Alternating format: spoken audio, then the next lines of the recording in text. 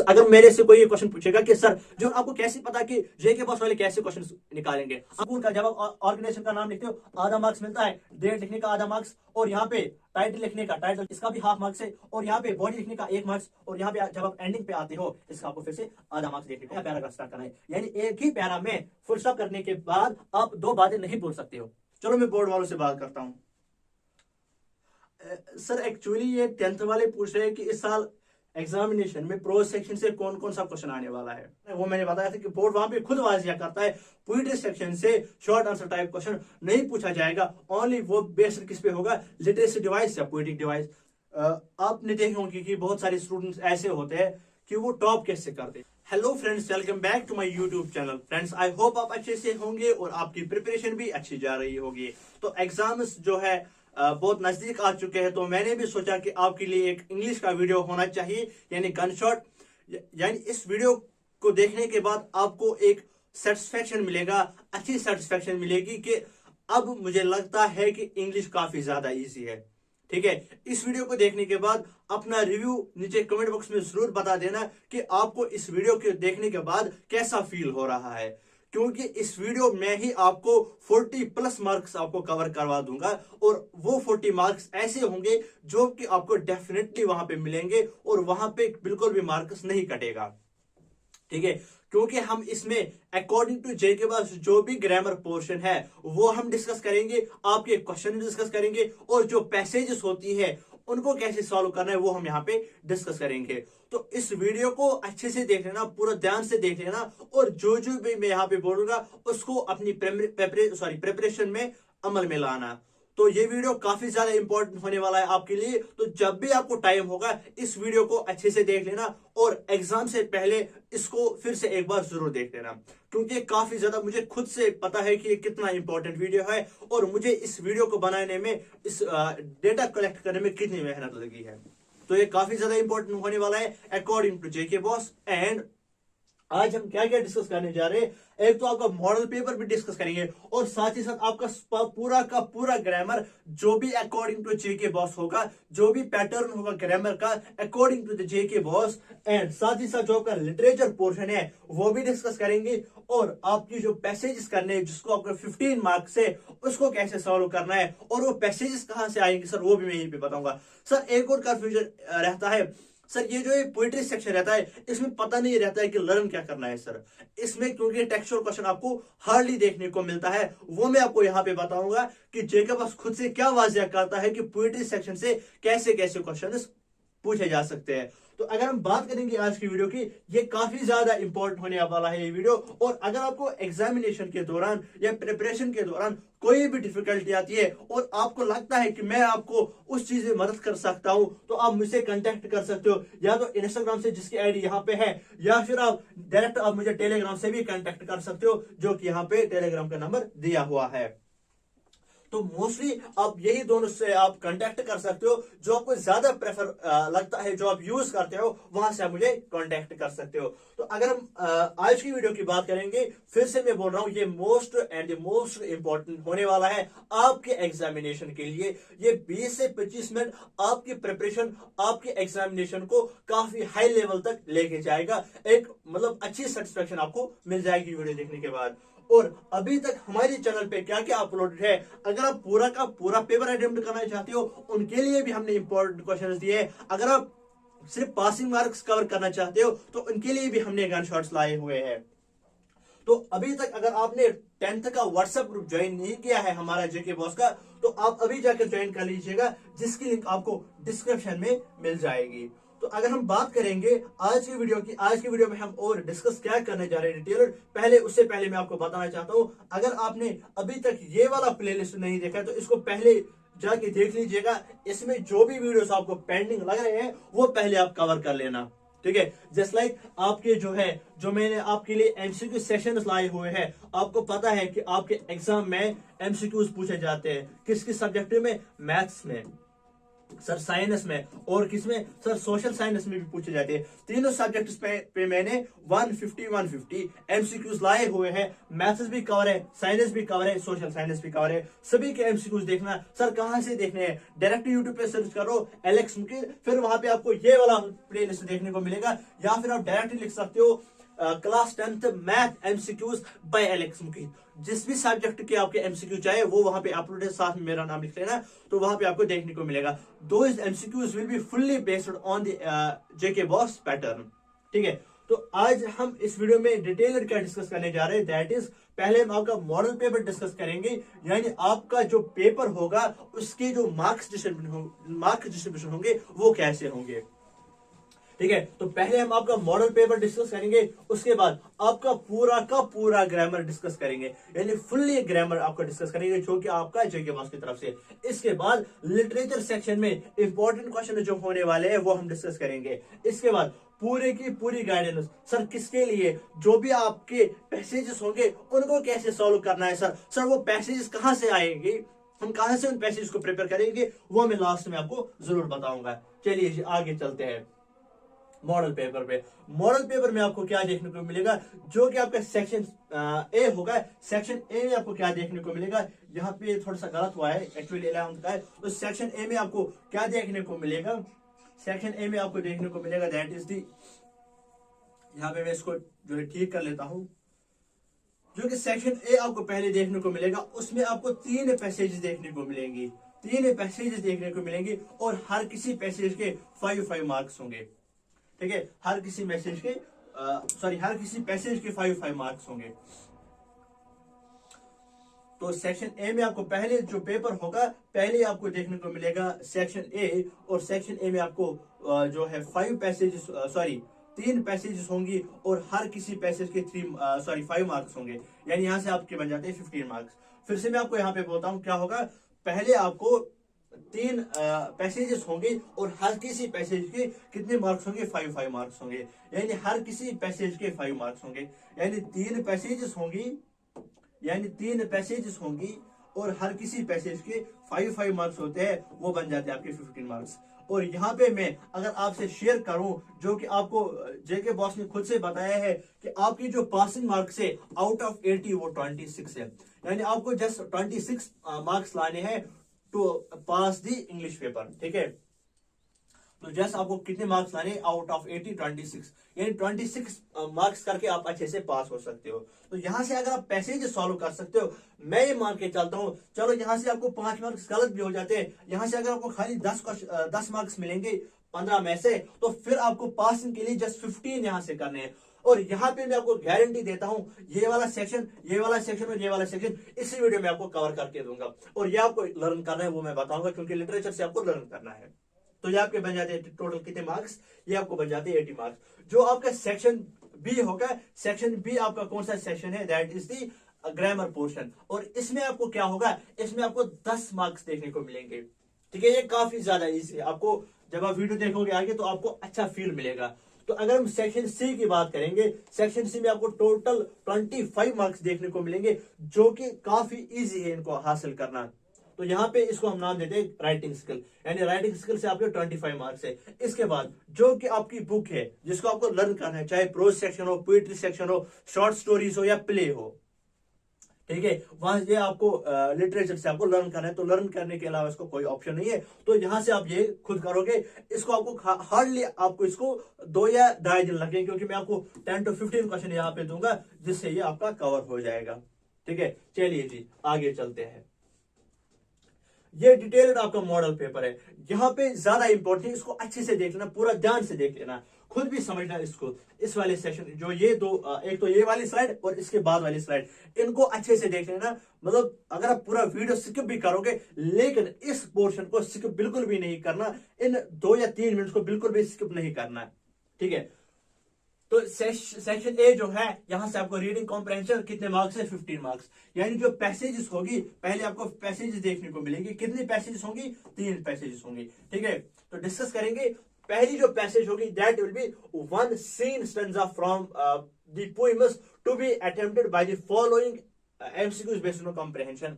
यानी पहले आपको एक पैसेज देखने को मिलेगी, वो भी सीन होगी, यानी जो आपको कहां से देखने को मिलेगी, जो कि आपकी बुक का पोएम सेक्शन है वहां से देखने को मिलेगा। और इसके जो है 5 मार्क्स है। और सर अगर ये पैसेज है, पैसेज पे बेस्ड कैसे क्वेश्चन होंगे, एक तो खाली क्या होंगे, एमसीक्यू बेस्ड क्वेश्चन होंगे। ठीक है, ये मैं आगे बताऊंगा कि पैसेज को क्या करने, पैसेज को सॉल्व करने के लिए आपको क्या फॉलो करना है। ठीक है, ये सीन होगी ये पैसेज। इसके बाद one unseen passage 400-500 to be attempted by forward.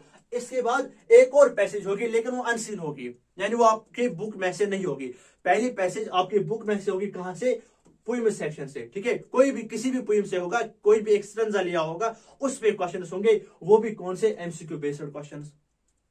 ठीक है, यानी 4 ऑप्शन देंगे, एक ऑप्शन आपको सिलेक्ट करना पड़ेगा। इसके बाद जो हम दूसरा सेक्शन, जो दूसरी पैसेज होगी वो अनसीन होगी, यानी वो बोर्ड वालों की खुद की पैसेज होगी, और उसमें से आपको कैसे क्वेश्चन देखने को मिलेंगे, सेम एमसीक्यूज या फिर शॉर्ट आंसर या फिर very short answer type questions, यानी वन वर्ड क्वेश्चन होंगे। ठीक है, कोई टर्म दी होगी, इसका मायने क्या है, पैसेज में निकालना होगा। सर जो तीसरी पैसेज है वो कैसी होगी, अब मैं बताऊंगा कि वो कैसे होगी।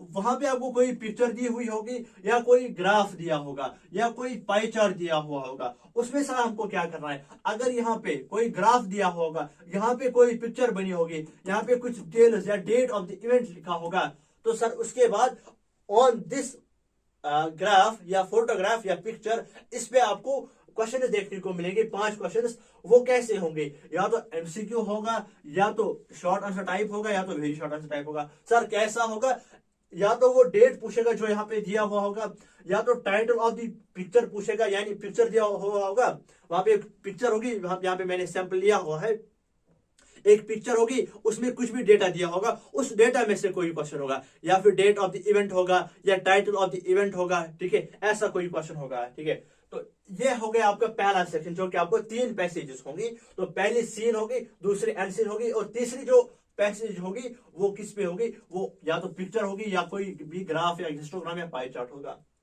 ठीक है, कोई लेट्स सपोज किसी वर्ल्ड, चलो किसी स्टेट की नहीं, किसी कंट्री की पॉपुलेशन दी होगी स्टेट वाइज, इस पे बेस्ड क्वेश्चन हो सकता है।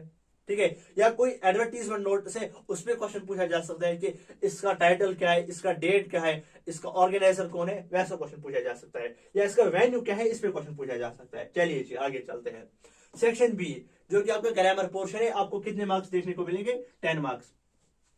तो पहला जो क्वेश्चन होगा इसमें से, तो ग्रामर पोर्शन कहां से होगा, modals, articles, relative clauses, tenses, narration and punctuation.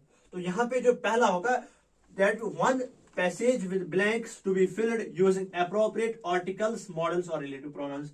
यानी पहले आपको एक पैसेज दी हुई होगी, उसमें कुछ फिल इन द ब्लैंक्स होंगे, यानी ब्लैंक्स होंगे, वो आपको फिल करने होंगे। तो वो उनमें आपको क्या यूज करना पड़ेगा, या तो उनमें आर्टिकल्स यूज होंगे, या तो उनमें मॉडल्स यूज होंगे, या तो उनमें रिलेटिव प्रोनाउंस यूज होंगे। तो इसके कितने मार्क्स है, 3 मार्क्स। ठीक है, इसके बाद वन पैसेज गिवन डायरेक्ट और इनडायरेक्ट स्पीच, यानी वहां से या तो डायरेक्ट दिया होगा, उसको इनडायरेक्ट में कन्वर्ट करना होगा, या तो इनडायरेक्ट दिया होगा, उसको डायरेक्ट में कन्वर्ट करना होगा, यानी टू बी कन्वर्टेड इनवर्सली, या तो डायरेक्ट इनडायरेक्ट में, या तो इनडायरेक्ट डायरेक्ट में। इसके भी 3 मार्क्स है।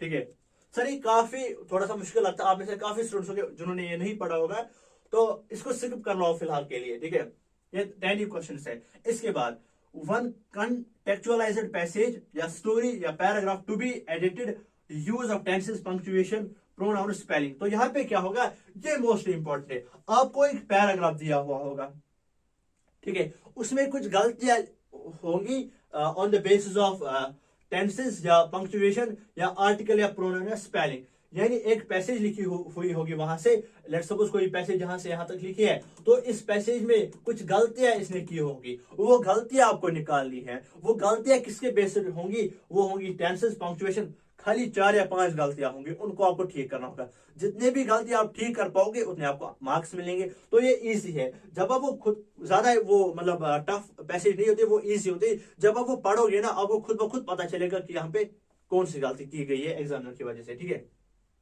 ये हो गया आपका सेक्शन बी, जिससे आपके कितने मार्क्स है, जिसके आपके 10 मार्क्स है। ठीक है,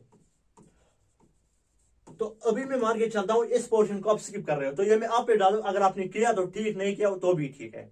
ठीक है, तो यहाँ पे आप पहले मैं आपको इन 15 मार्क्स की गारंटी देता हूं, इसको आप मान के चलो, इसको मैं आपको बताऊंगा कैसे सॉल्व करना है। चलो ये आप तक है, करोगे तो ठीक, नहीं करोगे तो भी ठीक, तो ये आप तक है। ठीक है, तो यहाँ पे राइटिंग स्किल जो आपका है मोस्ट इंपॉर्टेंट, जो राइटिंग स्किल सेक्शन सी है, इसमें सब क्या देखने को मिलेगा हमें। पहला जो क्वेश्चन होगा, क्रिएट और right dialogues in given situation, यानी वहां पे कोई डायलॉग राइटिंग दी होगी। यहाँ पे मैंने आगे इसको डिटेल लाया हुआ है, डायलॉग की सैंपल, सबकी सैंपल मैंने लाए हुए हैं। ठीक है, तो पहले आपको डायलॉग राइटिंग देखने को मिलेगी, वहीं से कुछ वर्ड्स दिए होंगे, तो आपको वो, यानी एक कन्वर्सेशन होगा दो बंदों के बीच। ठीक है, तो उसको आपको कंप्लीट करना होगा। इसके बाद इसके आपको कितने मार्क्स है, 4 मार्क्स डायलॉग राइटिंग के।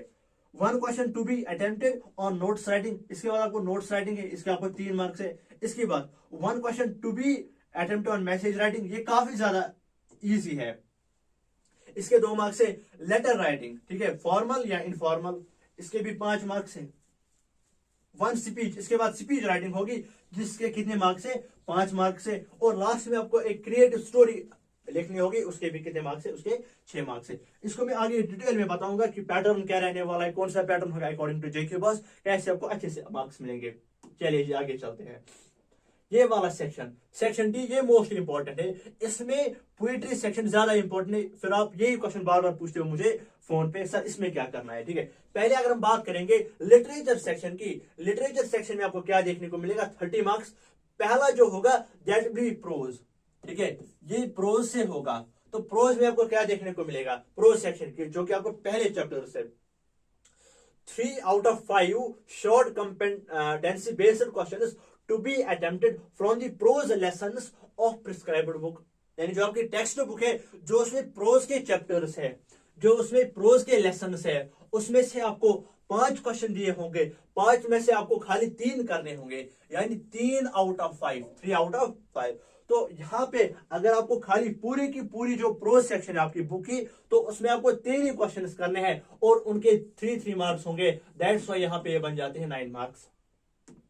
तो यहाँ पे बन जाते हैं 9 मार्क्स, यानी 3 into 3 इज इक्वल टू 9। यहाँ पे आपको कितने मार्क्स मिल जाएंगे, 9 मार्क्स। ठीक है, इसके बाद सर जो इसके बाद कौन सा सेक्शन है, दैट इज पोएट्री सेक्शन। ठीक है, 3 out of 5 short competency based questions on theme, central idea, literacy devices to be attempted from the poems excluding the one of given reading comprehension।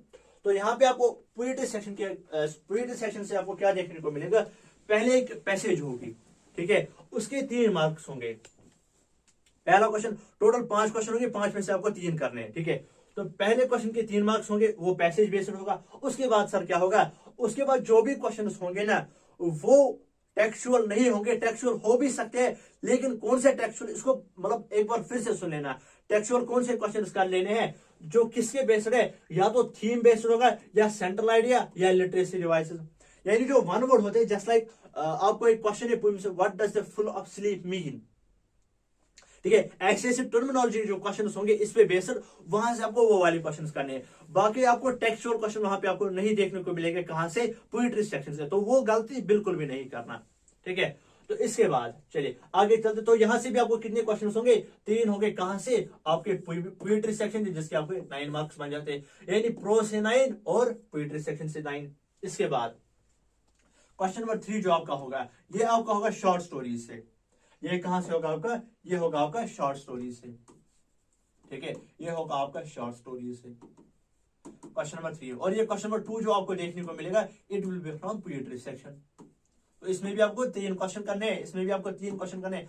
अब जो ये वाला शॉर्ट स्टोरीज वाला question है, जो आपकी शॉर्ट स्टोरीज में जो भी चैप्टर से 3 या 4 चैप्टर जो भी है, आपको उनमें से आपको 3 क्वेश्चन दिए होंगे, 3 में से आपको जस्ट 1 क्वेश्चन करना होगा।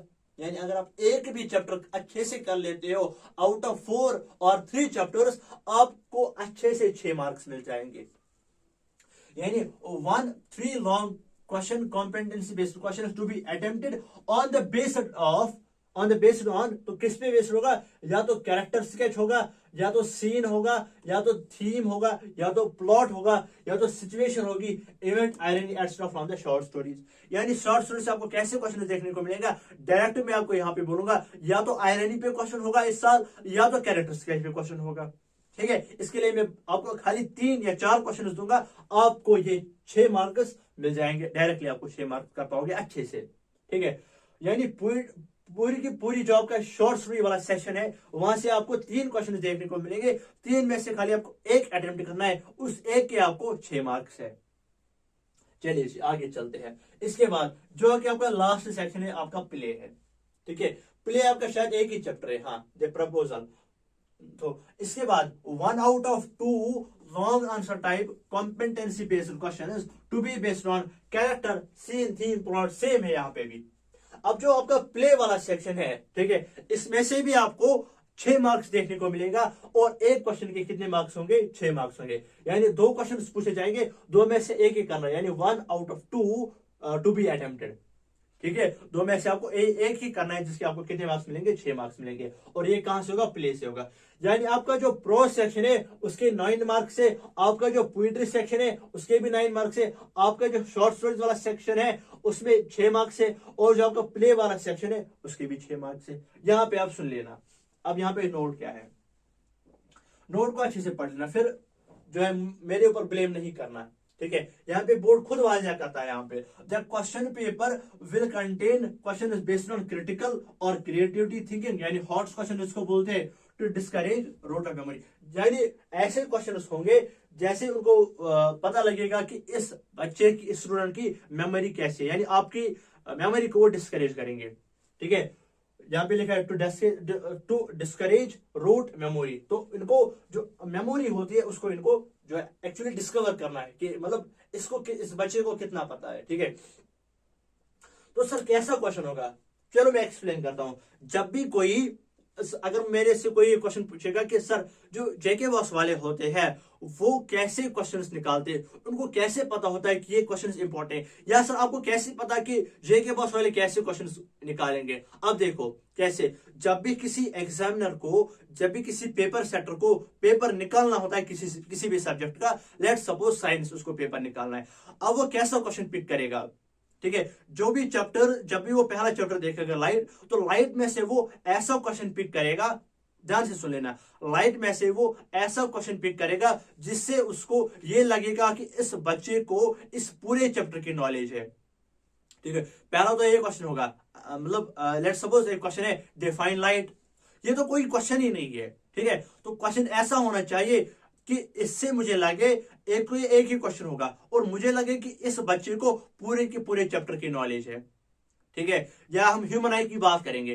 ठीक है, अगर मैं आपको क्वेश्चन पूछूंगा डिफाइन सिलेरी मसल्स, ठीक है, या ऐसा क्वेश्चन पूछूंगा कि ट्विंकलिंग ऑफ स्टार्स, ठीक है, तो मैं ऐसा क्वेश्चन पूछूंगा जिससे मुझे लगे कि आपने ह्यूमन आई पूरा का पूरा अच्छे से पढ़ा है, यानी ऐसा क्वेश्चन होगा, या ऐसा क्वेश्चन मैं पिक कर लूंगा कि मुझे खुद ब खुद ये लगे कि इस बच्चे को, एक तो मैं क्वेश्चन पूछूंगा, ये क्वेश्चन से मुझे पूरी कंफर्मेशन होगी कि मुझे मतलब इस क्वेश्चन से पूरा का पूरा चैप्टर कवर होगा। तो लाइक पावर ऑफ एकोमोडेशन, तो जब भी हम क्वेश्चन डालते हैं पावर ऑफ एकोमोडेशन, वो हर साल क्यों होता है? उसका रीजन ये है क्योंकि पावर ऑफ एकोमोडेशन एक ऐसा क्वेश्चन है जिससे आपका फार पॉइंट भी कवर हो जाता है, आपका नियर पॉइंट वाला भी कवर हो जाता है, आपकी पूरी ह्यूमन आई कवर हो जाती है, आपकी फोकल लैंग्वेज जो आपने पढ़ी होती है पहले चैप्टर में वो कवर हो जाती है, इमेज फॉर्मेशन कवर हो जाता है, जो रेटिना का फंक्शन होता है वो कवर हो जाता है। या और पावर ऑफ एकोमोडेशन में ही एक बच्चे को ये नॉलेज भी होती है कि हाइपरमेट्रोपिया, मायोपिया कैसे जो है वो डिफेक्ट्स ऑफ विजन कैसे होते हैं। तो ऐसे ऐसे जो एग्जामिनर क्वेश्चन पिक करता है कि उसको इसी क्वेश्चन से लगता है कि इसमें इसको पूरी चैप्टर की नॉलेज है। सर अगर हम कोई शॉर्ट स्टोरी पढ़ते हैं लाइक मेटिल्डा, चलो मैं इंग्लिश की बात करता हूं, सर हाँ हमने मेटिल्डा पढ़ा, तो उसमें वो कैसा क्वेश्चन पिक करेगा? अब मुझे पता है कि अगर हम कैरेक्टर्स के जो मेटिल्डा की बात करेंगे, जो कि आपका नेकलेस वाला चैप्टर है, अगर हम नेकलेस में कैरेक्टर्स के जो मेटिल्डा अगर मैं क्वेश्चन डालूंगा तो उससे मुझे पता है कि इस बच्चे को पूरे चैप्टर की नॉलेज इसमें लिखनी है शॉर्ट करके। तो दैट्स वाई कि कैरेक्टरिस्टिक ऑफ मेटिल्डा हमें इसलिए पूछा जाता है, कैरेक्टर्स इसलिए होता है क्योंकि हम उसमें पूरा का पूरा चैप्टर लिखते हैं लेकिन शॉर्ट में। ठीक है, अब अगर मैं आपको कोई पर्टिकुलर क्वेश्चन पूछूंगा उसमें से तो वो तो कोई फायदा ही नहीं होगा मुझे। जैसे ही मैं आपको ऐसा क्वेश्चन पूछूंगा कि जिससे आपको पूरे चैप्टर की इंफॉर्मेशन आपको लिखनी पड़ेगी इन शॉर्ट। ठीक है, ऐसा क्वेश्चन ऐसे आपका पेपर सेटर जो है पेपर सेट करता है। चलिए आगे चलते हैं। The students must read text book thoroughly. एक स्टूडेंट को, जो भी मुझे बच्चे फोन करते हैं मैसेज करते हैं, उनको मैंने हमेशा बोला है कि बेटा टेक्स्ट बुक साथ साथ पढ़ना। जिन जिन बच्चों को मैंने ये बोला है, जो भी मुझे मैसेज या फोन करते हैं, उनको पता होगा, वो नीचे कमेंट बॉक्स में जरूर बता देना, हाँ सर आपने ये बताया था कि टेक्स्ट बुक साथ साथ पढ़ना। For comprehension better understanding of topics the examiner will not ask very short answer from poem. तो एग्जामिनर, यहाँ पे देख लो, the examiner will not ask very short answer type questions from poems. किसमें से? लिटरेचर सेक्शन में। जो भी आपका ये वाला लिटरेचर सेक्शन होगा, इसमें से एग्जामिनर पोएम्स में शॉर्ट आंसर क्वेश्चन कभी भी नहीं पूछेगा, खुद ही बोल रहा है यहाँ पे। तो याद करने की क्या बात है। ठीक है, the extract has been asked in reading comprehension. ठीक है, the examiner will not ask short answer type in literature section from chapter if scene passage from prescribed book has been asked in reading comprehension. यानी अगर वहां पे कोई scene passage होगी, कहां से? टेक्स्ट बुक में से, तो उस चैप्टर से जो एग्जामिनर है वो क्वेश्चन नहीं पूछेगा। कौन सा question? Short answer type question. ठीक है, तो यहां पे एक और इंपॉर्टेंट बात है, the chapter God of only world will not be evaluated in examination. तो ये वाला चैप्टर है, ये एग्जाम में नहीं पूछा जाए, ये एग्जाम में नहीं पूछा जाएगा। तो चलिए जी ग्रामर की शुरुआत करते हैं। पहला जो ग्रामर है आपका, जिसके 4 मार्क्स है, वो है आपका डायलॉग राइटिंग। तो ये जो डायलॉग राइटिंग है आपकी, इसमें आपको क्या करना है? सर यहाँ पे जो दिया हुआ, यहाँ तो वही से कुछ सॉल्व किया है। हाँ, यहाँ पे इन्होंने बात आपस में की है। इन्होंने कौन कौन यहाँ पे? एक तो वसीम है, दूसरा रशीद है। सर इनको क्या करना है? रशीद और वसीम आपस में बात कर रहे हैं। ठीक है, तो यहाँ पे ये पहले बात की शुरुआत कर रहा है, तो आपको जो भी यहाँ पे मिसिंग है, जो भी यहाँ पे fill in the blanks missing है, आपको इनको फिलअप करना होगा। ठीक है, तो पहले अगर हम बात करेंगे दैट इज हेलो रशीद, यहाँ पे ये जवाब दे रहा है फाइन। तो इसने यकीनन इससे ये सवाल पूछा होगा, इसने यकीनन इससे ये सवाल पूछा होगा कि आप कैसे हो? Hello Rashid, how are you? ठीक है, हाउ आर यू। ठीक है, इस कन्वर्सेशन को आपको कंप्लीट करना है। दैट्स व्हाई इसने यहाँ पे लिखा वापस, fine thanks, isn't it lovely to be back after the vacation. ठीक है, तो ये आपको फुलफिल करना होगा अकॉर्डिंग टू द ग्रामर, और ग्रामर का आपको खास ख्याल रखना होगा। और यहाँ पे आपको इसको डायलॉग को फिल करना होगा। यहाँ पे आपको डायलॉग राइटिंग के कितने मार्क्स है?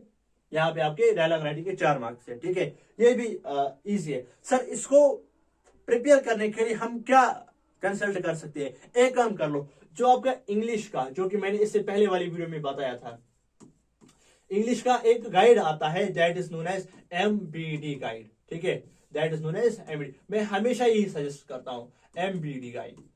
ठीक है, MBD गाइड से क्या हमें देखने को मिलेगा? सर क्यों आप ये सजेस्ट कर रहे हो? क्योंकि जो MBD गाइड है उसके लास्ट वाले पोर्शन में आपको कम से कम 50 डायलॉग्स देखने को मिलेंगे, वो सॉल्व होंगे। उनमें से जस्ट 20 को, पहले 20 को सॉल्व कर लेना। अब सर वो सॉल्व करने के बाद आप, एक तो आपकी प्रिपरेशन हो जाएगी, प्रैक्टिस हो जाएगी डायलॉग राइटिंग कैसे सॉल्व करते हैं। दूसरी बात ये है, दूसरा फायदा आपको ये मिलेगा कि कॉपी पेस्ट डायलॉग आपको वहीं से देखने को मिलेगा। यानी आज तक जो भी आप देखोगे, अब यहाँ पे आजमा लेना।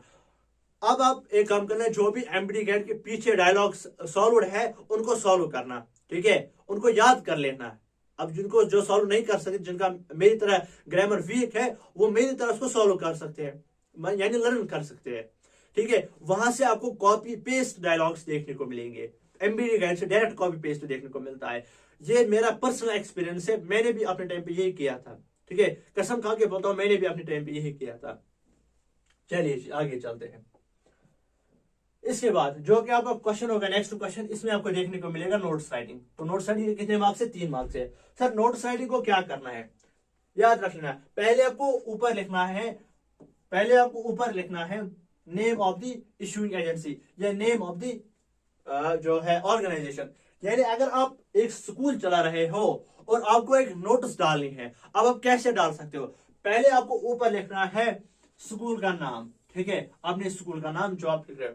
फिर आपको डायरेक्ट यहाँ पे लिखना है नोट्स, ऐसे लिखना है नोट्स। अब आपको क्या करना है, पहले आपको लिखना है डेट ऑफ इशू या रिलीज ऑफ जो है नोट्स, ठीक है। लेट्स सपोज जो हमारी चैनल का नाम है हम यहाँ पे लिखेंगे मुझे एक नोट्स निकालनी है, ठीक है। यहाँ पे मैं लिखूंगा फिजिक्स वर्ल्ड एलेक्स मुके, ठीक है। यहाँ पे मैं डायरेक्ट लिखूंगा जो कि हम लिखते हैं, एक सेकंड, जो कि हम लिखते हैं दैट इज, यार ये तो ऐसे भी रेज हो रहा है, ठीक है। तो अगर हम यहाँ पे बात करेंगे जो कि हमारी चैनल का नाम है दैट इज PWAM यानी फिजिक्स वर्ल्ड एलेक्स की, ठीक है। मैंने ऊपर लिखा PWAM। अब मुझे क्या लिखना है, अब आपको लिखना है नोट्स, ऐसे नोट्स लेना डायरेक्टली। अब मुझे कोई नोट्स, अब क्या करना है मुझे, यहाँ पे मैं डेट लिखूंगा, आज का डेट है, मुझे याद ही नहीं है आज का डेट है, हाँ आज 1 फ़रवरी है, ठीक है, 01/02/2025, ठीक है। यहाँ पे मुझे आज नोट्स निकालनी है। अब मैं क्या निकालूंगा, यहाँ पे टाइटल लिखूंगा, यानी ये नोट्स में क्यों निकाल रहा हूं यहाँ पे। चलो मैं यहाँ पे in search of JK boss paper, लेकिन कौन सा पेपर, 2025, ठीक है। मैं नोट से लिख रहा हूं अपनी एजेंसी के और यहाँ पे मैं आज का डेट लिख रहा हूं, मुझे आज ही पेपर चाहिए, ठीक है। और ये नोट्स में कब रिलीज कर रहा हूं, मुझे वहां पे वो डेट लिखना है, यानी मैं आज ये रिलीज कर रहा हूं। और यहाँ पे मुझे टाइटल क्या है, इवेंट क्या है, इवेंट का टाइटल क्या है या सब्जेक्ट क्या है उसका, मैं in search of JK boss paper हूँ, ठीक है। और यहाँ पे मुझे बॉडी लिखनी है, यानी पूरा डिटेल मुझे चाहिए कि मुझे जेके बॉस का पेपर चाहिए, क्लास 10th के सारे पेपर चाहिए, क्योंकि बच्चों को एग्जाम पास करना है, वो एस्पिरेंट है एग्जाम के लिए। तो काइंडली आपसे ये रिक्वेस्ट है कि प्लीज आप मुझे जेके बॉस के पहले ही पेपर दीजिए, ताकि मैं इन बच्चों से शेयर कर लूँ, वो तो वैसे भी कर रहा हूँ, ठीक है। तो यहाँ पे आपको लिखना है date, time, duration, place, value, यानी सब कुछ डिटेल आपको यहाँ पे लिखनी है, कैसा क्या चाहिए आपको, ठीक है। इसके बाद आपको लास्ट में लिखना है ऑथराइज्ड सिग्नेटरी, यानी जिसने भी ये नोट्स निकाली है, यानी जस्ट लाइक मैं इसका सीईओ हूं, यानी मैं इसका को फाउंडर हूं, तो यहाँ पे इसका मतलब है कि मुझे लास्ट में अपना नाम लिखना है, अपना शुभ नाम मैं यहाँ पे लिखता हूं, ठीक है। तो पहले क्या लिखना है आपको, पहले आपको लिखना है एजेंसी का नाम या इंस्टीट्यूशन का नाम आपको ऊपर लिखना है, फिर आपको आपने ये नोट्स कब निकाली है वो लिखना है, लेकिन आपको बीच में डायरेक्ट लिखना है नोट्स, यानी ये नोट्स है, और आपको ऊपर लिखना है टाइटल, ठीक है। इसके बाद आपको एक बॉडी लिखनी है, यानी पूरी की पूरी डिटेल लिखनी है आपको इसमें, ठीक है। और लास्ट में आपको अपना नाम लिखना है, यानी या तो आप इस एजेंसी का जो मैनेजर होगा उसका नाम लिख सकते हो। इसके बाद चलिए जी एग्जाम्पल, यहाँ पे एग्जाम्पल, तो यहाँ पे आपको 3 मार्क्स है, तो यहाँ पे आपको इसके 2 मार्क्स नहीं होंगे, यहाँ पे आपको इसका 1 ही मार्क होगा, ठीक है। सर अगर मैं स्कूल का नाम लिख रहा हूं, अगर मैंने आपने जैसे अभी लिखा PWAM, ठीक है, तो यहाँ पे अगर आप ये खाली नाम लिखते हो आपको मिलते हैं हाफ मार्क्स, यानी 1/2, आधा मार्क आपको इसको लिखने को, अगर आप ये लिखते हो इसको आपको आधा मार्क मिलेगा। अब अगर आप नोट्स लिखते हो और अगर आप डेट लिखते हो, यानी स्कूल के नाम को लिखने के आपको 1/2 मार्क्स है, यानी हाफ मार्क्स है, और अगर आप डेट लिखते हो इसके आपको फिर से हाफ मार्क्स है, ठीक है। फिर आपका जो टाइटल है, इस टाइटल का भी आपको कितना मार्क्स है, हाफ मार्क्स है, ठीक है। इसके बाद आपको क्या है, जो आपका पूरी की पूरी जो बॉडी होगी इसका आपको 1 मार्क्स होगा। यहाँ पे आप देख सकते हो ये स्कूल का नाम है, फिर यहाँ पे इसने नोट्स लिखा है, फिर डेट लिखा है, फिर इसने लिखा है कि पूरा का पूरा पूरी की पूरी जो बॉडी है वो इसने यहाँ पे लिखी है कि स्टूडेंट्स ऑफ क्लास, ये शायद 11th and sorry students of class 9th and class 12th are here by informed about the inter school English debate, यानी ये यहाँ पे पूरी की पूरी डिटेल लिखी हुई है। यानी आपको स्कूल का जब आप ऑर्गेनाइजेशन का नाम लिखते हो आधा मार्क्स मिलता है, डेट लिखने का आधा मार्क्स, और यहाँ पे टाइटल लिखने का, टाइटल जो है यहाँ पे जो टाइटल है that is English inter school English debate, इसका भी हाफ मार्क्स है, और यहाँ पे बॉडी लिखने का 1 मार्क्स, और यहाँ पे जब आप एंडिंग पे आते हो इसका आपको फिर से आधा मार्क्स देखने को मिलेगा, ठीक है। ये मार्क्स डिस्ट्रीब्यूशन है कि आपको कैसे वहां पे मार्क्स मिलते हैं। चलिए आगे चलते हैं, मैसेज राइटिंग, जिससे आपके 2 मार्क्स है, काफी आसान है। पहले आपको ऊपर क्या लिखना है, मैसेज, डायरेक्ट ऐसे ही लिखना है मैसेज, ठीक है। उसके बाद आपको क्या करना है, पहले आपको क्या लिखना है, डेट लिखना है, ठीक है, और फिर टाइम लिखना है, फिर आपको उसका नाम लिखना है जिसको आप ये मैसेज भेज रहे हो। Your friend Mohit called when you were, ये तो यहाँ पे मैसेज लिखे, कोई भी मैसेज, ठीक है। जैसे कि आप मैसेज लिखते हो ना, यानी SMS आप लिखते हो, तो उसमें क्या होता है, उसमें डायरेक्टली होता है, या अगर आपने नोटिस भी किया होगा, जब हम व्हाट्सएप पे दो मैसेजेस इकट्ठे कॉपी करते, लाइक ये आपका व्हाट्सएप का जो चैट बॉक्स होता है, अगर यहाँ पे एक मैसेज होगी और दूसरी मैसेज होगी, अगर आप इनको दोनों को एक बारी में कॉपी करते हो ना, ठीक है, जब आप इसको दूसरी जगह पेस्ट करोगे तो वहां पे आपको डेट टाइम सब कुछ देखने को मिल सकता है, तो उसी को हम बोलते हैं मैसेज राइटिंग। तो इसमें क्या क्या होता है, पहले ऊपर लिखा होगा मैसेज, या फिर आपको जैसे आपको पैटर्न लिखना है, तो पहले आपको मैसेज लिखनी है, फिर आपको डेट, फिर टाइम, फिर नाम आपको लिखना है, फिर मैसेज क्या है वो लिखनी है, फिर आपको लास्ट में लिखना है कि किसने भेजी है। यानी ये मैसेज की लिमिट क्या होनी चाहिए, 50 वर्ड्स। और यहाँ पे आपको ज्यादा जो इसमें नहीं लिखना है, क्योंकि आपको इसमें 2 ही मार्क्स है, तो यहाँ पे आप लिख सकते हो कि पहले क्या होगा, हेडिंग, ठीक है, मैसेज आपको वहां पे लिखनी है, फिर डेट, फिर टाइम, सैल्यूटेशन, बॉडी और सेंडर, यानी कौन भेज रहा है। जस्ट लाइक मैं आपको मैसेज भेज रहा हूँ, आज भेज रहा हूँ और अभी के अभी भेज रहा हूँ, ठीक है। आज का डेट लिखूंगा, ऊपर मैसेज लिखूंगा, आज का डेट, अभी क्या टाइम हो रहा है, और यहाँ पे मैं आपके जॉब के बारे में लिखूंगा स्टूडेंट्स, यानी मैं आप स्टूडेंट्स को मैसेज भेज रहा हूँ, क्या मैसेज भेज रहा हूँ वो यहाँ पे लिखा हुआ है, और कौन मैसेज भेज रहा है वो मैं यहाँ पे लास्ट में लिखूंगा। जैसे मैं लिखता हूँ लास्ट में रिगार्ड्स मुफीद, ठीक है, तो ये आपकी मैसेज होगी। चलिए इसके 2 ही मार्क्स से, इसको कर लेना अच्छे से। इसके बाद मोस्ट इंपॉर्टेंट जो कि है letter writing. Sir letter writing पे कौन सा क्वेश्चन पूछा जाएगा, लेटर राइटिंग पे फॉर्मल और इनफॉर्मल होगा। लेटर राइटिंग के कितने मार्क्स से, 5 मार्क्स है सर फिर तो इंपॉर्टेंट, हाँ बिल्कुल इंपॉर्टेंट है। आपको 2 लेटर्स पूछे जाएंगी, ठीक है, एक होगा फॉर्मल, दूसरी होगी इनफॉर्मल, लेकिन आपको 2 में से एक ही करनी है, ठीक है, या तो फॉर्मल करनी है या तो इनफॉर्मल करनी है। मैंने दोनों का पैटर्न लाया हुआ है, जो आपको इजी लगेगा उसको एक को कर लेना, ठीक है, इसी पे बेस्ड आपको वहां पे क्वेश्चन देखने को मिलेगा। तो वहां पे आपको 2 क्वेश्चन देखने को मिलेंगे, एक होगा फॉर्मल, दूसरा होगा इनफॉर्मल, या आप इनफॉर्मल भी कर सकते हो, फॉर्मल भी कर सकते हो, ठीक है। इन 2 में से आपको जो भी अच्छा लगे, ये फॉर्मल है ये इनफॉर्मल है, जो आपको इजी लगे वो आप कर सकते हो। एक ही करनी है आपको, क्योंकि 2 में 2 होती है, 2 में से आपको और होता है, ठीक है। यहाँ पे मैंने लिखा है कि और है, तो यहाँ पे बात करेंगे पहले कि इसमें क्या होता है। तो पहले जो है यूर, किसमें, फॉर्मल में, जो ऑफिशियल लेटर होती है, जो ऑफिस में यूज की जाती है, पहला जो होता है that is your name and address, उसके बाद डेट आपको लिखना है, उसके बाद name, title, address of the person to whom you are sending. Let's suppose मैं किसी ऑर्गेनाइजेशन को लेटर लिख रहा हूं, ठीक है, किसी भी हायर ऑर्गेनाइजेशन को, पहले मुझे क्या लिखना है, मुझे अपना नाम लिखना है और अपना एड्रेस लिखना है, यानी मुकीत हमीद, श्रीनगर।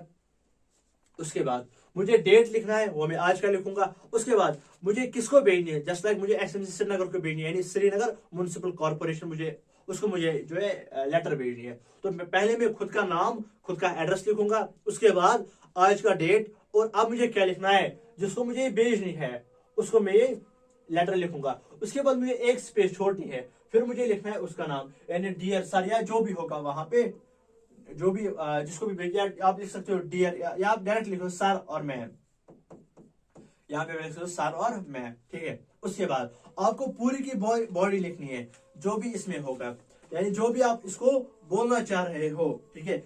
यहाँ पे किसको लेटर इसने भेजिए, यहाँ पे कोई जेसिका ये है, तो इसने यहाँ पे फिर डेट लिखा हुआ है, इसका एड्रेस है, एक तो नाम है, दूसरा एड्रेस है, फिर 2 स्पेस छोड़ के डेट है, फिर 2 स्पेस छोड़ के फिर इसने इसका नाम लिखा है, ऑनरेबल मीम हुआ, दैट इज सेंट पॉल, यहाँ पे पिन कोड दिया हुआ, यानी खुद का एड्रेस, खुद का नाम, फिर डेट, फिर जिसको ये भेज रहा है उसका नाम और टाइटल, यानी एड्रेस उसका लिखना है। फिर यहाँ पे आपको सैल्यूटेशन लिखना है, सर और मैम। फिर यहाँ पे आपको पूरी की पूरी बॉडी आपको लिखनी है, फिर लास्ट में आपको ये लिखना है, ठीक है।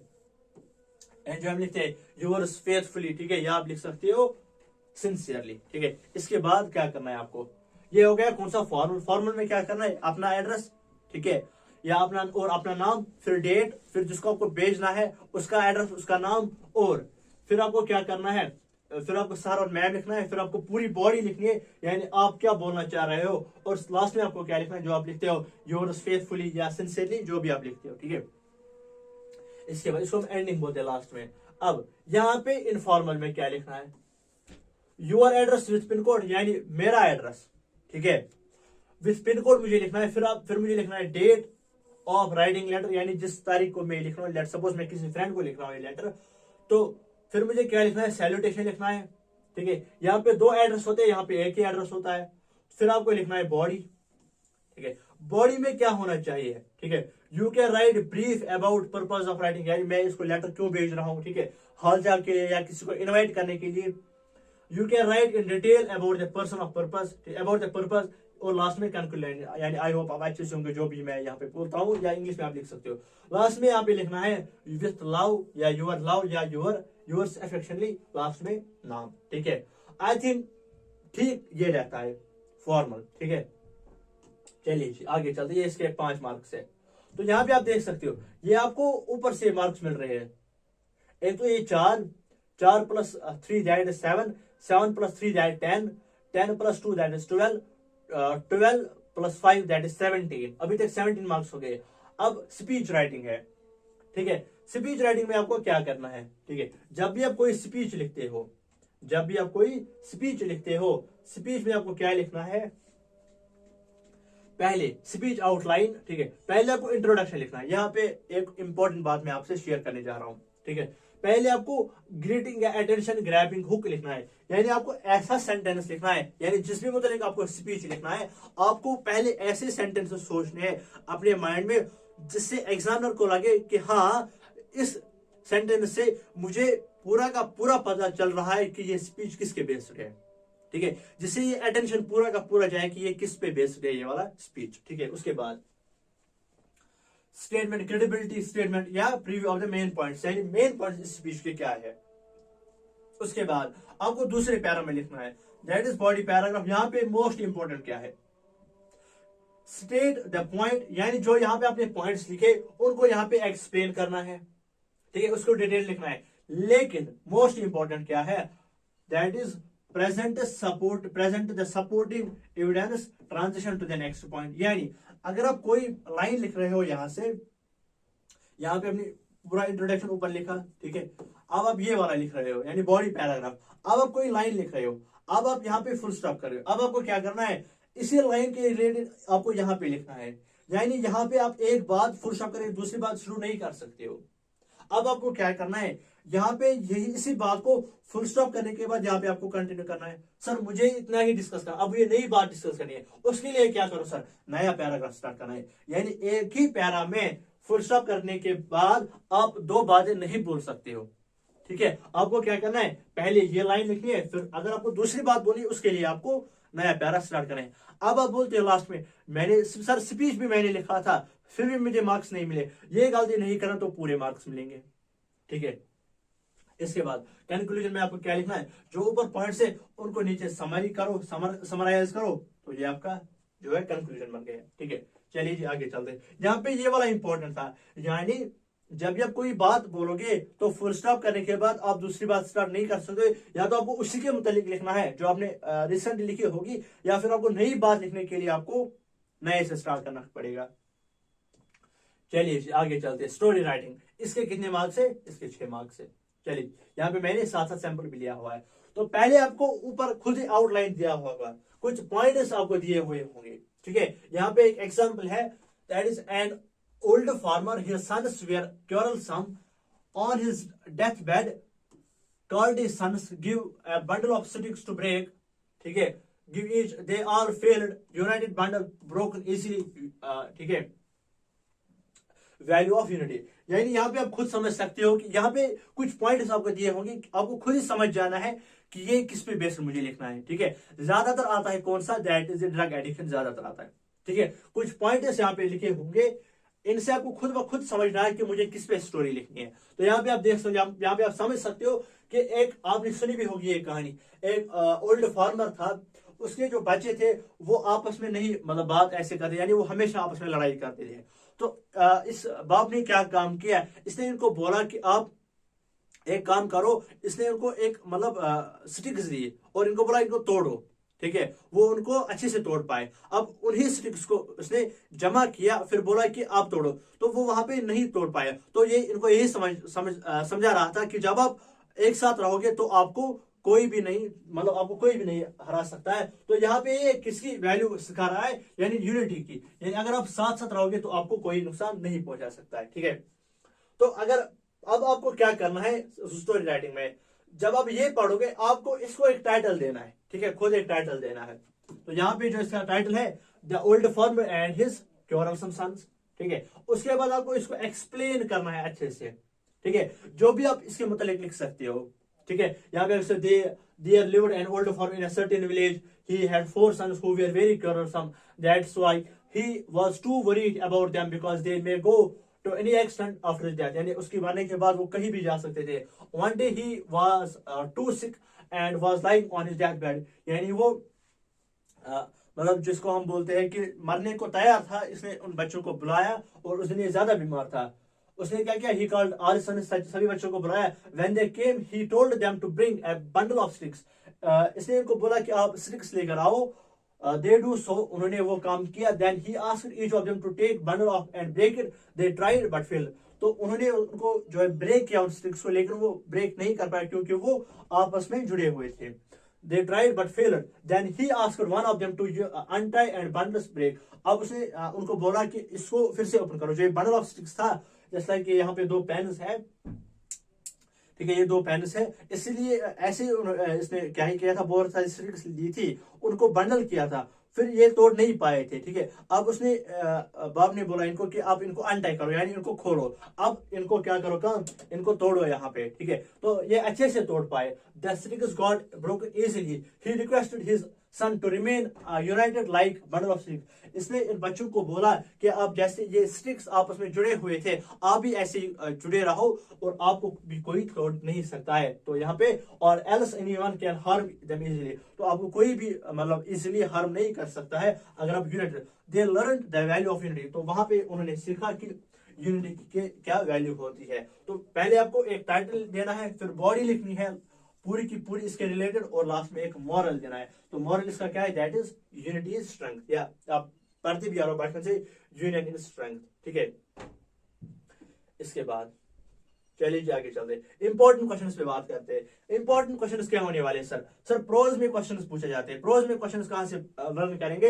एक काम कर लो, जो भी आपका प्रोज सेक्शन है, ठीक है, प्रोज सेक्शन में जितने भी चैप्टर्स है, पहले 4 चैप्टर्स प्रिपेयर कर लो, बस खाली 4 चैप्टर्स प्रिपेयर करना और अच्छे से करना, और खाली इंपॉर्टेंट क्वेश्चंस प्रिपेयर करना। उसमें ऐसे भी क्वेश्चन जैसे कि मैंने अभी बताया कि एग्जामिनर ऐसा क्वेश्चन पिक करेगा कि जिससे उसको लगेगा कि इसको पूरे चैप्टर की नॉलेज है। सर हमें कहां पता है अब उसको कौन सा क्वेश्चन अच्छा लगेगा, वो मैंने बताया है इसमें, तो वही क्वेश्चन लर्न करना पहले 4 चैप्टर्स में से। ठीक है, तो चलिए जी इंपॉर्टेंट क्वेश्चन पे चलते हैं।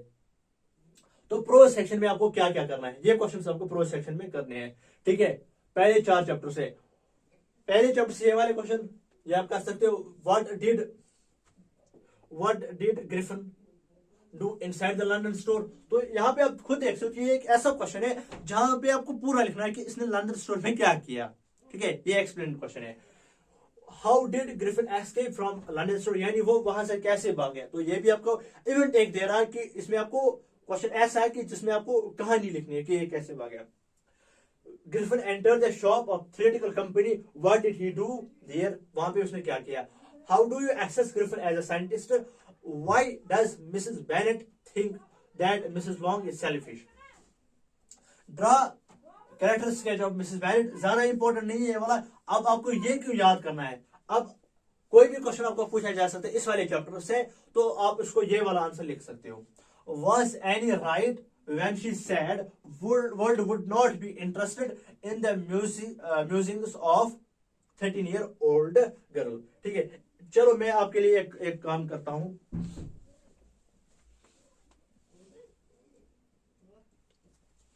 अब आप बोल रहे होंगे सर इतना क्यों याद करें, अब कोई ऐसा क्वेश्चन दे दो ना जो डायरेक्ट जो है बोर्ड में पूछा जाए। चलिए जी मैं बोर्ड वालों से बात करके देखता हूं। ठीक है, मैं उनको बोलूंगा कि बच्चे पूछ रहे हैं यहाँ पे कि कौन सा क्वेश्चन है। बोर्ड वालों करो या फिर डायरेक्ट सीएम को करूं। अरे सीएम को क्या करो, उसने तो कल पोस्ट किया था कि एसपीयूज की तनख्वाह बढ़ेगी और विद इन 24 आवर्स को डिलीट किया, तो अब वो आपको क्या जो है दे सकता है। चलो मैं बोर्ड वालों से बात करता हूं। हेलो सर, एक्चुअली ये 10th वाले पूछ रहे हैं कि इस साल एग्जामिनेशन में प्रोज सेक्शन से कौन कौन सा क्वेश्चन आने वाला है? नहीं बताओगे? अरे बता दो, आप बच्चे पूछ रहे हैं इस टाइम। कौन सा क्वेश्चन? अच्छा ये वाला क्वेश्चन। चलिए क्वेश्चन नंबर 9। अच्छा ये वाला क्वेश्चन बोल रहा है बोर्ड वाला कि ये वाला क्वेश्चन इस साल होगा, एनी सेज और more unpredictable is mister Keesing unpredictable how? यही सर। चलिए जी ठीक है, कोई और क्वेश्चन बता सकते हो किसमें से? हाँ पोइट्री सेक्शन में मुझे पता है कि उसमें वो वाले क्वेश्चन आते हैं। अच्छा कहां से? अच्छा अच्छा ठीक, चलो मैं देखता हूँ अभी। अच्छा ये इससे, चलो मैं देखता हूँ कौन सा क्वेश्चन बोल रहे हो आप। अच्छा अच्छा अच्छा ठीक है, एक तो ये वाला क्वेश्चन है, कौन सा? Bring out elements of iron in the story. एक तो ये क्वेश्चन, दूसरा भी बता दीजिए साथ साथ। अच्छा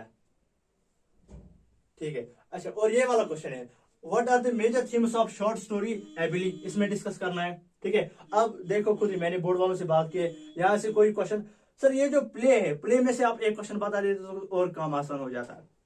कौन सा? अच्छा डिस्कस मेजर थीम्स और humour play in the proposal, ये वाला क्वेश्चन है इस साल। चलिए जी ठीक है, okay thank you so much.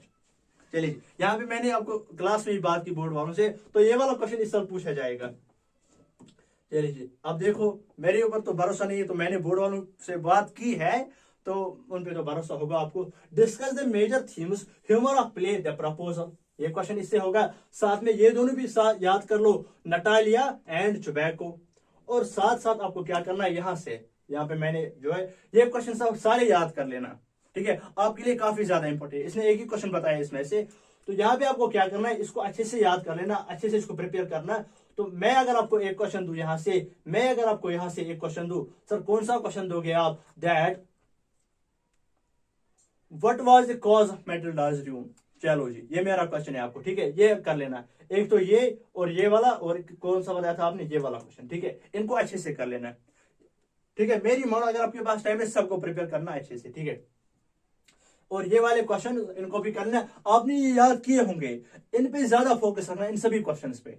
ठीक है, चलिए जी आगे चलते हैं। सर आपने नहीं बताया इसमें पोएट्री सेक्शन मिसिंग है। पोएट्री सेक्शन के लिए क्या करना है वो मैंने बताया था कि बोर्ड वहां पे खुद वाजिया करता है, पोएट्री सेक्शन से शॉर्ट आंसर टाइप क्वेश्चन नहीं पूछा जाएगा। ओनली वो बेस्ड किस पे होगा, लिटरेसी डिवाइस या पोएटिक डिवाइस। सर आपने बोला था वीडियो की स्टार्टिंग में कि मैं फुल गाइडेंस दूंगा कि आपको पैसेज कैसे सॉल्व करनी है, तो उसके लिए आपको क्या करना है, वही गाइड उठा लो। कौन सा गाइड सर? एमबीडी गाइड उठाना है।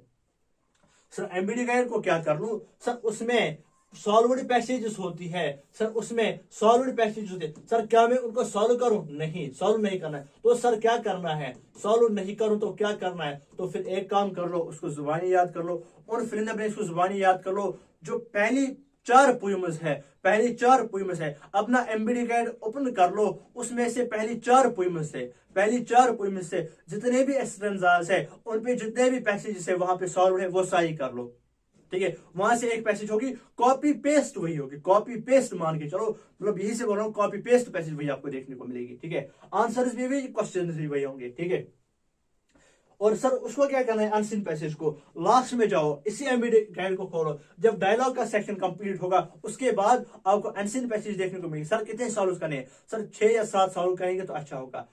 सर अब आप एक काम कर लो, इस पे नया साइड वीडियो बनाओगा, क्योंकि हमें ये पैसेज समझ नहीं आती है, आप ये सॉल्व करो। तो क्या आप यही चाहते हो तो मुझे नीचे कमेंट बॉक्स में जरूर बता देना, मैं आपके लिए 3-4 पैसेज यहाँ पे लाऊंगा, उनको सॉल्व करेंगे, और आई थिंक उसमें से ही होगा। ठीक है, चलिए जी, हाउ टू सॉल्व पैसेजेस वो मैंने वीडियो में एक्सप्लेन किया कि आपको एमबीडी गाइड लेना, उससे ही आपको करना है। तो कहां से करना वो भी मैंने बताया। तो इसके बाद आ गया हमारा थैंक यू। तो थैंक यू सो मच का मतलब यह है कि आज की वीडियो में इतना ही डिस्कस करेंगे, और एमसीक्यूज की वीडियो जरूर से जरूर देख लेना। ठीक है, यहां से हमने पूरा का पूरा ग्रामर आपके लिए डिस्कस किया, जो भी आपको जेके बॉस की तरफ से पैटर्न है ये भी मैंने डिस्कस किया कि अगर आप डेट लिखते हो उसके कितने मार्क्स होते हैं। ठीक है, अगर आप ऊपर जो है ऑर्गेनाइजेशन का नाम लिखते हो उसके कितने मार्क्स होते हैं, वो भी मैंने डिस्कस किया जेके बॉस की तरफ से। ठीक है, तो आज हम यही डिस्कस करेंगे। तो अब आप लास्ट में यही वेट करोगे सर शायरी का टाइम है, तो आज हम शायरी नहीं, आज हम कुछ आपको सजेशन देंगे। सजेशन ये है कि आपने देखे होंगे कि बहुत सारे स्टूडेंट्स ऐसे होते हैं कि वो टॉप कैसे करते हैं, या उनको वो मेमोराइज, आपके क्लासमेट्स भी ऐसे होंगे।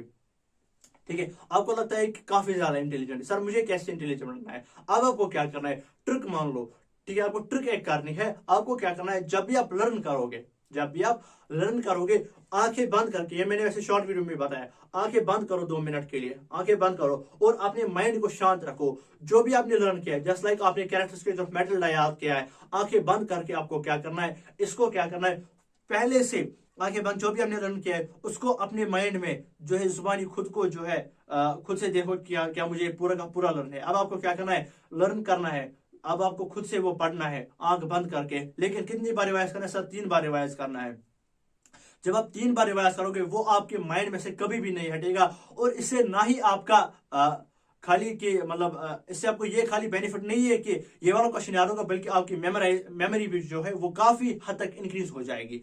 ठीक है, और ज्यादा जो बेस्ट रहता है, आप सुबह जो है सवेरे उठा करो और सुबह जो है मेमोराइज किया करो, लर्न किया करो, जिसको भी लर्न करना है, जैसा SST है। अब सर मैथ्स को क्या करना है, मैथ्स काफी ज्यादा मुश्किल है प्रैक्टिस करने के बाद भी भूल जाते हैं, उसको क्या करना है सर? उसके लिए मैं ट्रिक बताऊंगा, सेम ट्रिक फॉलो करनी। जैसे ही क्वेश्चन सॉल्व करोगे, अब माइंड में सोचो, आंखें बंद करके फिर सॉल्व करो, मतलब स्टेप सॉल्व करो लेकिन आंखें बंद करके ऐसे बैठो, फिर उन स्टेप्स को सॉल्व करो। फिर आपको क्या करना है, पहले स्टेप से लास्ट स्टेप जहां तक आंसर है, फिर नीचे से ऊपर जाओ, यानी जो आंसर है आंसर से क्वेश्चन तक जाओ एक बार फिर। ठीक है, और इस प्रोसेस के दौरान from up to down and down to up, इस प्रोसेस के दौरान आपको अपनी आंखें नहीं खोलनी है। आप मान के चलो, मेरी गारंटी है ये क्वेश्चन आप कभी भी नहीं भूल पाओगे। तो thank you so much, all the very best. Next video किस पे चाहिए नीचे कमेंट बॉक्स में जरूर बता देना।